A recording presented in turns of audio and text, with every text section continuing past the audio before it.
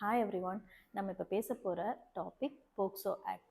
POCSO ஆக்ட்னா என்ன, POCSO சட்ட முறைகள்னா என்ன, இந்த பிரச்சனை வந்தால் எப்படி ஹேண்டில் பண்ணுறது, குழந்தைங்கள செக்ஷுவல் ஹராஸ்மெண்ட்லேருந்து தற்காத்து கொள்வது எப்படி.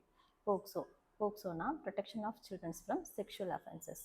அதாவது 18 வயசுக்குட்பட்ட ஆண் மற்றும் பெண் குழந்தைங்களை பாலியல் குற்றங்களிலிருந்து பாதுகாப்பதற்காக பயன்படுத்தப்படும் ஒரு சட்டம் தான் போக்சோ சட்டம். இந்த சட்டம் பார்லிமெண்ட்ல நவம்பர் 2012 இயற்றப்பட்டுச்சு. குழந்தைகளுக்கான பாலியல் குற்றங்கள் மேலும் அதிகரித்ததால் 2018 திருத்தம் செய்யப்பட்டு தண்டனைகள் கடுமையாக்கப்பட்டுச்சு. கம்ப்ளைண்ட் எப்படி பண்ணலாம்னா, செக்ஷுவல் ஹராஸ்மெண்ட்னால பாதிக்கப்பட்ட குழந்தைங்களை ஸ்டேஷன் நேரடியாக அழைத்து சென்று கம்ப்ளைண்ட் கொடுக்க வேண்டிய எந்த அவசியமும் இல்லை. 1098 ஹெல்ப்லைன் மூலமாக தொடர்பு கொண்டு கம்ப்ளைண்ட் பண்ணலாம், இல்லை ஃபோன் மூலமாக கூட கம்ப்ளைண்ட் பண்ணலாம். சம்பவம் நடந்த பகுதி இல்லாமல் எந்த காவல் நிலையத்திலையுமே போய் நம்ம கம்ப்ளைண்ட் பண்ணிக்கலாம். எந்த காவல் நிலையத்துக்கு உட்பட்டாலுமே இந்த மாதிரி செக்ஷுவல் ஹராஸ்மெண்ட்னால பாதிக்கப்பட்ட குழந்தைங்களோட கம்ப்ளைண்ட்டை கண்டிப்பாக ஏற்றுக்கொள்ளப்படுவாங்க. எஃப்ஐஆர் அதை மாதிரி எந்த ப்ரொசீஜரும் ஃபஸ்ட்டு போட்டு ப்ராப்பராக பண்ணணுன்ற எந்த அவசியமும் கிடையாது. உடனடியாக விசாரணை கூட மேற்கொள்ளப்படும். விசாரணையின் போது குழந்தையோட ஃபியூச்சரை கருதி ரகசியமாக தான் அந்த விசாரணை கையாளப்படும். பாதிக்கப்பட்ட குழந்தையோட எந்த விதமான தகவல்களும் மீடியாலேயோ பத்திரிகையிலேயோ தெரியப்படுத்தவே கூடாது.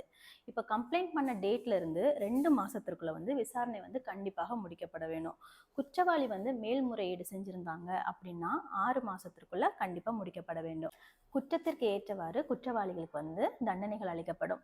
10 ஆண்டு சிறை தண்டனை முதல் ஆயுள் தண்டனை, அதிகபட்சமாக மரண தண்டனை கூட வழங்கப்படும். கூட்டு பாலியல் பலாத்காரம் செய்கிறவர்களுக்கு மரண தண்டனை கண்டிப்பாக வழங்கப்படும். 2020 இன்னொரு சட்டம் பிறப்பிக்கப்பட்டது.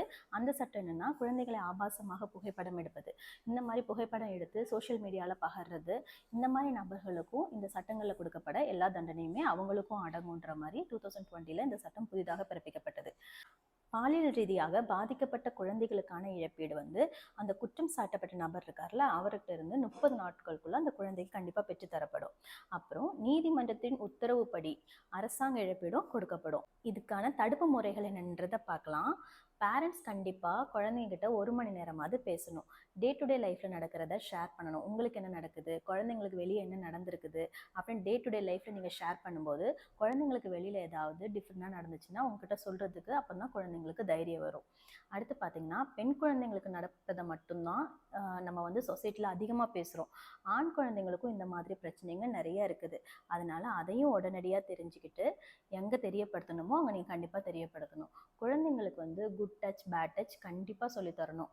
அப்புறம் ஆண் குழந்தை வச்சுருக்கவங்கெல்லாம் சின்ன வயசுலேருந்தே பெண் பிள்ளைங்கக்கிட்ட எப்படி கண்ணியமாக மரியாதையாக நடந்துக்கணும்னு கண்டிப்பாக சொல்லி கொடுத்து வளர்க்குறனால நெக்ஸ்ட் ஜென்ரேஷன்லையாவது இந்த மாதிரியான குற்றத்தை கண்டிப்பாக நம்மளால் ஒழிக்க முடியும். தேங்க்யூ.